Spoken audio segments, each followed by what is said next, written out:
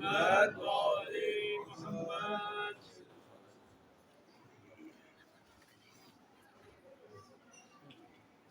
السلام علیکم ورحمۃ اللہ وبرکاتہ. اعوذ باللہ من الشیطان الرجیم. بسم اللہ الرحمن الرحیم. الحمد للہ والصلاة والسلام علی رسول اللہ وآلہ آل اللہ لا سیما علی بقیت اللہ روحی وارواح العالمین لتراب مقدم الفدا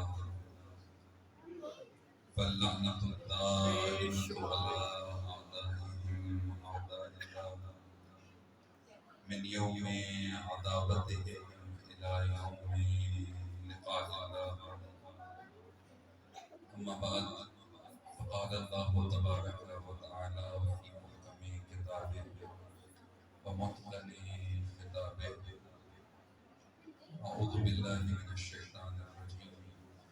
إنما أعظكم بواحدة أن تقوموا لله مثنى وفرادا. صدق الله العلي العظيم. صلوات اللهم صل على محمد وآل محمد. تمام مومنین کی سلامتی کے لیے مومن مخصوص جن کی لیے دعا سے التجا کر رہی ہے، ان کی صحت و سلامتی کے لیے، خصوصاً زمانے کے امام کی صحت و سلامتی کے لیے بلند تر صلوات. اللهم صل على محمد وآل محمد. وناصر الاسلام و اہل اسلام کے خلاف، پیروان اہل بیت، مکتب اہل بیت کے خلاف تخریب کاری میں سرگرم ہے، ان کی نیست و نابودی کے لیے بلند تر صلوات. اللهم صل على محمد وآل محمد. بارگاہ پروردگار میں اس عنایت پر شکر گزار ہیں کہ اس نے ہمیں ایک مرتبہ پھر اس پر شہزاد کی توفیق عطا فرمائی، اور اسی کی بارگاہ سے اس جیسی مزید توفیقات میں طلبگار ہیں. خدا تبارک و تعالیٰ آپ کا یہ حضور اور بانیان کا یہ اہتمام اپنی بارگاہ میں قبول فرمائے، اور اس کے نتیجے میں ہمیں اور ہمارے آنے والی آئندہ نسلوں کو زندگی بھر راہ حسین ابن علی پہ قائم رہنے کی توفیق عطا فرمائے. جب اس دنیا سے جائیں تو وہی انجام ہو کہ جو حسین کے عاشقوں کے شایان نشان ہے، اور روز محشر کی پروردگار ہمیں عزادار کے عنوان سے اٹھائے. ایک بلند صلوات پڑھیے گا محمد اللهم صل على محمد وآل محمد. اس فرصت سے استفادے کے لیے قرآن مجید کی اس آیت کا سہارا لیا کہ جس میں خداوند متعال کا یہ فرمانا ہے کہ تمہارا رب، تمہارا پروردگار تمہیں صرف ایک نصیحت کرنا چاہتا ہے. میں درخواست کروں گا کہ تو یہ اطراف کی آوازیں تھوڑی سی کم کر دیجیے، اسپیکر کی آواز تھوڑی سی بڑھا دیجیے تاکہ اطراف کی آوازوں میں غالب آئے. ایک صلوات خود پڑھ لیجیے. اللهم صل على محمد وآل محمد. تمہارے پروردگار کی تمہیں نصیحت ہے، ایک نصیحت ہے. قرآن پورے کا پورا نصیحت ہے. خدا اس قرآن کے ذریعے سے بشر کی ہدایت چاہتا ہے، لیکن اسی کلام الہی میں رب تعالیٰ کا یہ فرمانا ہے کہ پروردگار تمہیں ایک نصیحت کرتا ہے. بعض اوقات ایسے ہوتا ہے کہ ہم علماء کی گفتگو سنتے ہیں تو وہ پوری گفتگو کے بعد آخر پہ کہتے ہیں کہ دیکھو ساری بات بھول جانا لیکن یہ آخری جملہ نہیں بھولنا، یہ بات نہیں بھولنا. وجہ یہ ہوتی ہے کہ اگر یہ بات یاد رہ گئی تو یہ پوری تقریر کا خلاصہ ہے. یعنی اتنی محنت، یہ تقریر، یہ سب اس لیے بنایا گیا تھا کہ ایک بات سمجھ میں آ جائے. تو پورے کا پورا قرآن جو نصیحتوں سے بھرا ہوا ہے، خداوند متعال ہدایت کر رہا ہے، لیکن کہتا ہے ایک ہدایت ایسی ہے جسے ترک نہ کرنا. تمہارا پروردگار تمہیں ایک نصیحت کرتا ہے کہ ہمیشہ حالت قیام میں رہنا. ان تقوموا للہ، خدا کے لیے قیام کرنا. مثنا و فرادا، یعنی دیکھنا کتنے ہو، ایک ہو تو قیام کرنا، اور جماعت ہو، چند ہو، دو ہو یا دو سے زیادہ ہو تو قیام کرنا، لیکن حالت قیام میں رہنا اپنے پروردگار کے ساتھ۔ علامہ اقبال نے عجیب مصرے کہے کہ یہ مصرع لکھ دیا کس شوخ نے محراب مسجد پر، یہ مصرع لکھ دیا کس شوخ نے محراب مسجد پر، یہ ناداں گر گئے سجدے میں جب وقت قیام آیا۔ سجدہ عالی ترین عبادت ہے، یعنی خود نماز معراج مومن ہے، اور نماز کی بھی معراج سجدہ ہے، جہاں انسان اپنی پیشانی خاک پہ رکھ دیتا ہے، ایسا جھکتا ہے اپنے پروردگار کے سامنے۔ اگر سجدے کی توفیق انسان کو نصیب ہو جائے، خدا نے امتحان لیا، انسان کا امتحان لیا، فرشتوں کا امتحان لیا، حضرت آدم کا۔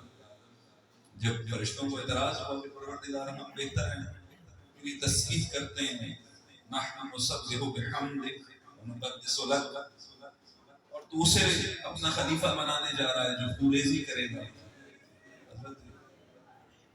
حضرت انسان کو خلیفہ بنا رہا ہے۔ خدا متعال نے فرمایا جو میں جانتا ہوں تم نہیں جانتے۔ پھر حضرت آدم کو کچھ اسماء سکھائے، فرشتوں کا امتحان بھی لگا، تمہیں بتاؤ، فرشتوں نے کہا پروردگار ہم نہیں جانتے، جو تم نے بتایا وہ جانتے۔ جب حضرت آدم نے امتحان کامیاب کر لیا، کامیاب ہو گئے، خدا نے کہا فرشتوں تم آدم کو سجدہ کرو۔ قاعدہ ہے نا کہ غیر خدا کو سجدہ جائز نہیں، سجدہ نہیں کر سکتا، پیشانی غیر اللہ کے سامنے نہیں کر سکتا۔ ائمہ خدا کی عظیم مخلوقات ہیں، خدا نے ان کو وہ درجات، وہ مقامات عطا کیے کہ جو مقامات خدا نے اپنی کسی مخلوق کو عطا نہیں، مگر اس سب تمام مقامات کے باوجود ائمہ نے پسند نہیں فرمایا کہ ہمیں سجدہ کیا جائے، کیونکہ یہ حالت جو ہم سجدے میں بناتے ہیں یہ اختصاص ہی پروردگار کے ساتھ ہے، یہ سر صرف اس کے سامنے جھکے گا، یہ انداز احترام صرف پروردگار کی بارگاہ میں انجام پائے گا۔ بعض اوقات دلیل کے طور پہ لے آتے ہیں کہ دیکھو فرشتوں کو بھی تو آدم کو سجدہ کیا تھا، ہم نہیں کر سکتے سجدہ۔ فرشتوں نے سجدہ کیا تھا، سجدہ کرنے کے لیے تو پیشانی چاہیے ہوتی ہے، پیشانی کے بعد زمین چاہیے ہوتی، نہ فرشتوں کی ہمارے جیسی پیشانی ہے نہ زمین ہے، تو سجدہ کیسا تھا؟ یہ سجدہ نہیں تھا، وہ واقعی سجدہ تھا، ہم بھی اس حالت کو سجدہ سمجھتے ہیں۔ یہ درواقع اظہار ہے سجدے کا۔ حقیقی سجدہ کیا ہے کہ انسان میں نفس جھک جائے، انسان ہتھیار ڈال کے اپنے پروردگار کے سامنے تسلیم ہو جائے، یہ واقعی سجدہ ہے۔ جب امتحان لیا آدم کا، آدم کامیاب ہو گئے، کیونکہ آدمیت میں وہ ہستیاں تھیں جو باعث تخلیق کائنات بھی تھیں، اور جو فرشتے اعتراض کر رہے تھے ان کی تخلیق کا باعث بھی یہی ہستیاں قرار پائی تھیں، جنہیں خدا نے لباس آدمیت اور بشریت میں دنیا میں بھیجا۔ بس اس امتحان کی کامیابی کے بعد فرشتوں کو کہا فرشتوں تمہیں میں نے خلق اس لیے کیا ہے تاکہ تم میری اشرف مخلوق کی خدمت کرو، لہذا تسلیم ہو جاؤ آدم اور آدمیت کے سامنے۔ یہ تسلیم سجدہ ہے۔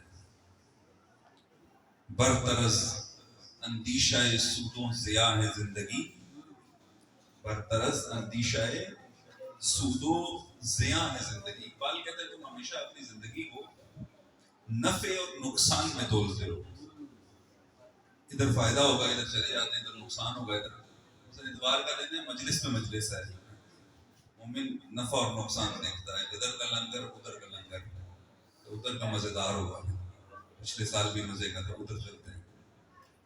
اقبال کہتے ہیں برطرز اندیشہ سود و ضیاء ہے زندگی، ہے کبھی جان کبھی تسلیم جان ہے زندگی۔ کبھی اس بدن میں خون دوڑ رہا ہو زندگی ہے، اور کبھی یہ خون بہ جائے تو تب واقعی زندگی نصیب ہوتی ہے انسان۔ بس یہ پیشانی خاک پر رکھ کر یہ سجدہ، یہ عبادت، یہ بندگی خدا کی بارگاہ میں، قیام جگہ اگر سجدہ آ جائے یہ سجدہ باطل ہو جاتا ہے. وہ جو عالی ترین افضل ترین عبادت ہے، وہ جو بہترین حالت ہے بندگی کی، لیکن قیام کی جگہ سجدہ درست نہیں ہے. کیونکہ پروردگار کی صرف ایک نصیحت ہے کہ تم حالت قیام میں رہو. اب آپ عزاداروں کے سامنے یہ آیت پڑھنے کا مقصد صرف اتنا سا ہے. کربلا اسی آیت قرآن کی تفسیر ہے. سید الشہداء نے کیا کیا؟ قیام کیا. کس کیفیت میں؟ جو امام تنہا تھے، ایک مختصر سا گروہ امام کے ساتھ تھا اور مد مقابل ایک بڑی تعداد موجود تھی. ان کا میرے پروردگار کا حکم ہے کہ قیام کرو، ایک ہو یا دو. صرف سید الشہداء نہیں بلکہ تمام ائمہ کی زندگی میں آپ کو یہ قیام نظر آئے گا. اور اگر نظر نہیں آتا کسی وجہ سے، بعض اوقات انسان کی آنکھوں پہ غشاوے پڑ جاتے ہیں، پردے پڑ جاتے ہیں، تاریخ منعکس نہیں کر پا رہی ہوتی شخصیات کو، تاریخ کسی شخصیت کا گوہر پیش نہیں کر پا رہی ہوتی، تو آپ اس شخصیت کے انجام کو دیکھا کریں. تمام ائمہ کو شہید کیا گیا اور شہید کرنے والا حاکم وقت ہوتا تھا. اس کا مطلب ہے حاکم وقت کو یہ پتا تھا کہ میرے لیے اگر کوئی خطرہ ہے تو امام خطرہ ہے. کیونکہ امام نے کبھی بھی قیام ترک نہیں کیا، باطل اور ظالم حکومت کے خلاف قیام ترک نہیں کیا. آپ کو ایک جملے سے بھی ایک لفظ سے یاد کیا جاتا نا، شیعہ رافضی ہیں. چڑھتے ہیں اس سے کہ رافضی ہمیں کیوں کہتے ہیں؟ سنا ہے نہیں سنا ہم نے؟ رافضی کہتے ہیں نا ہمیں. رفض کس کو کہتے ہیں؟ رفض کہتے ہیں انکار کرنے. یا آپ کے موبائل فون میں مختلف لینگویجز ہیں، ایک اس میں عربی بھی ہے. آپ اس کو موبائل کو اگر عربی موڈ پہ کر لیں، جب کال آئے گی تو جہاں کال کاٹنے کے لیے سائن بنا ہوتا ہے اس جگہ لکھا ہوگا رفض، یعنی انکار کر دو، نہیں اٹھانی، کاٹ دو. اس لیے بتایا کہ میری بات پہ یقین آ جائے. لغت تو آپ نے جا کر دیکھنی نہیں رفض کہ واقعی انکار ہے، مانا کہ نہیں ہے. موبائل سے بات سمجھ میں آ جائے. رفض یعنی انکار، رافضی یعنی انکار کرنے والے. ہمیں کیوں رافضی کہا جاتا ہے؟ کیونکہ تشیع نے ہر زمانے میں باطل حکومتوں کا انکار کیا. معصوم سے کسی نے کہا ہمیں رافضی کہتے ہیں، امام نے فرمایا ہاں میں رافضی ہوں، کیونکہ میں کسی باطل اور ظالم کو قبول نہیں کرتا، میں ہر زمانے میں ظلم کا انکاری ہوں. فخر ہے تشیع کے لیے ہم انکار کرنے والے ہیں. ائمہ ہمیشہ حالت قیام میں رہے. کربلا قیام تھا سید الشہداء. یہ غلط فہمی ہے کہ یزید کیا بنائے ہوا سینیریو تھا جس کے مطابق سید الشہداء حرکت کر رہے تھے. یزید نادان تھا، اسے نہیں پتا تھا حسین مجھے کربلا میں گھیرنا چاہتے ہیں، گھیر کے ختم کرنا چاہتے ہیں، مٹانا چاہتے ہیں. کربلا کو قیام قیامت تک ایسا استعارہ بنانا چاہتے ہیں، ایسا نمونہ قرار دینا چاہتے ہیں کہ جس زمین پر جب بھی یزید مٹے گا، جس روز مٹے گا وہ روز عاشورہ ہوگا، اور سرزمین چاہے جو بھی ہو، جس زمین پر یزید نابود ہوگا وہ سرزمین کربلا ہوگا. کل یوم عاشورہ و کل ارض کربلا. عجب ہے، بازوں میں بڑا تعجب ہوتا ہے کہ انسان بعض اوقات بہت سارے علمی مراتب طے کر جاتا ہے لیکن بڑی ابتدائی سی باتوں میں پھنس جاتا ہے. تو کل یوم عاشورہ کل ارض کربلا جملہ ہی درست نہیں ہے. ہاں یہ بات ضرور ہے اس کے اوپر کہ امام سے صادر ہوا یا نہیں ہوا، قول امام ہے یا نہیں ہے، لیکن یہ کہہ دینا کہ بات ہی درست نہیں. بھلا کربلا جیسی عظمت کسی اور سرزمین کو مل سکتی ہے؟ وہاں خون حسین گرا ہے. خدا خون حسین گرا ہی اس لیے تھا تاکہ کربلا میں سمٹی نہ رہے، بلکہ کربلائی عمل ہر سرزمین پر بار بار تکرار ہو. جس طرح حضرت ابراہیم نے ایک ملک میں جا کے مسلط میں اپنا بیٹا قربان کیا، کیا اسی ملک والوں کے لیے یا اسی شہر والوں کے لیے خدا نے قربانی لازم کی؟ نہ، بلکہ سالانہ سنت بنا دیا. پوری دنیا میں مسلمان جہاں بھی یہ سنت ابراہیمی ادا کرے گا. سنت ہے کیا؟ کہ بکرے پہ چھری چلاؤ، ارادہ یہ کرو کہ خدا آج بکرا دے رہا ہوں، اگر کل بچہ قربان کرنے کی نوبت آئی تو وہ بھی قربان کرنے کے لیے تیار ہو. یہ اصل ارادہ ہے، اس کے بغیر قربانی نہیں. قربانی ابراہیم سے سفر کرو اور قربانی حسین ابن علی تک پہنچو. حسین حالت قیام میں ہے، اور قیام کس کی خاطر؟ خدا کی خاطر۔ مومنین اکرام، آج عزاداروں اور عزاداری کے ساتھ جو زیادتی کی گئی ہے، شدید قسم کی جو جفا کی گئی ہے، وہ یہ ہے کہ ظاہر ہے آپ کسی عزادار کو اگر عزاداری سے روکیں گے تو وہ زیادہ کرے گا، ٹھیک ہے نا، عقیدت ہے نا، اس کی محبت ہے۔ کسی کو بھی روکیں، وہ کہے گا تو نے اگر یہاں سے روکا ہے، ڈاکٹر صاحب سے ملا بانی تھے عزاداری کے ایک طویل سلسلے کے، تو مجھے بتانے لگے کہ روڈ پہ یہاں تک زیارت آ گئی ہے۔ کیسے آئی ہے؟ کب میں اندر کرتا تھا، مجھے اندر سے روکا، میں باہر لے آیا۔ کب میرا 11 بجے مجلس ختم ہوتی تھی، کب 10 بجے کروں، میں 1 بجے تک لے گیا۔ کب پہلے گلی کے گھر کے باہر لاتا تھا، انہوں نے روکا یہاں تک نہیں جانا، میں گلی کے آخر تک لے آیا۔ جتنا روکو گے یہ جذبہ اتنا آگے بڑھتا ہے۔ اس سال بھی پتہ نہیں 40-45 سال ہو چکے تھے، اس سال بھی مجھے دھمکی دے کر گئے ہیں کہ وقت پہ ختم نہ ہوئی تو FIR ہوگی، لاٹھی کا سہارا لے کے چل رہے تھے۔ کب میں نے کہا ٹھیک ہے کرو FIR، میں پھر بھی تیار ہوں، مجلس کروں گا اور وہیں تک لاؤں گا، اسی وقت تک کروں گا جو میرا طے ہے۔ روکیں گے تو اور بڑھے گا جذبہ۔ کیا کرو؟ انہیں کرنے دو، عمل کرنے دو، کسی طرح عمل کی روح مار دو۔ بنو امیہ نے، بنو امیہ کا قاعدہ یہ تھا کہ انہوں نے حکومت دین کے نام پہ کرنی تھی، خلیفۃ المسلمین اور خلیفۃ الرسول بن کے حکومت کرنا چاہتے تھے، بے دینی کی حکومت نہیں چلانا چاہتے تھے۔ بظاہر ایک سہارا چاہتے تھے اسلام کا، کہ ہمیں خلیفہ رسول کہا جائے تاکہ ہم جو جو عمل انجام دیں وہ سب کا سب اسلام کے کھاتے میں ڈلتا چلا جائے۔ کربلا نہ جاتے تو نہ جانے کیا کیا کچھ بدل جاتا، رشتوں کا احترام بدل جاتا، رشتوں کی حرمت پامال ہو جاتی، نہ جانے کیا کیا ظلم کرتے بنو امیہ اسلام کے ساتھ، اگر حسین کی نگاہیں نہ کھولتے اور اموی حکومت کو سمیٹ نہ دیتے۔ لیکن اس کے باوجود ان کی کوشش یہ تھی کہ کسی طرح سے دین میں تحریف کی جائے۔ یہ کیا کرتے تھے؟ دین نے کچھ نام، کچھ الفاظ عربی زبان سے چنے اور ان کو اپنا معنی دیا۔ تو مثال کے طور پہ آپ کی خدمت میں عرض کروں، لفظ امام عربی زبان کا لفظ ہے، اسلام سے پہلے بھی یہ لفظ امام استعمال ہوتا تھا۔ امام کا مطلب ہوتا تھا، معمار جب دیوار بناتا ہے تو اس کو سیدھا رکھنے کے لیے ایک آلہ استعمال کرتا ہے، نیچے لڈو ہوتا ہے دھاگا، اوپر سے اس کو چھوڑتا ہے دیوار سال سیدھا رکھنے کے لیے۔ اس سال کو عربی زبان میں امام کہتے تھے، عربی لفظ استعمال کیا گیا۔ خدا نے جب رہبر اور پیشوا کے لیے کسی لفظ کا انتخاب کیا تو عربی زبان سے لفظ امام کا انتخاب کیا، چونکہ یہی لفظ ایک رہبر دینی کے لیے جچتا تھا کہ جب تک امت امام کے ساتھ رہے گی سیدھی رہے گی، اگر امام سے ہٹے تو ٹیڑھے ہو جاؤ گے، پھر راہ خراب ہو جائے گی، پھر منزل خراب ہو، پھر جنت نہیں ملے گی، پھر خدا نہیں ملے گا۔ بس یہ لفظ عربی زبان میں تھا، دین نے اپنے معنی میں اس کو استعمال کر لیا۔ اب جب لفظ امام استعمال ہوگا تو کوئی مراد سال نہیں لے گا، بلکہ مراد امام ہوگی۔ پھر عمومیت دی اس لفظ کو، امام معصوم، امام غیر معصوم، امام جماعت تک کو امام، جو پیشوا جو رہبر ہے وہ امام ہے، اس حد تک عمومیت دی گئی۔ بنو امیہ نے الفاظ دین کے اٹھائے، معنی اپنے رکھے۔ مثلا تقدیر کا کیا مطلب ہوتا ہے؟ اب میں آپ سے پوچھوں تقدیر کا کیا مطلب ہوتا ہے؟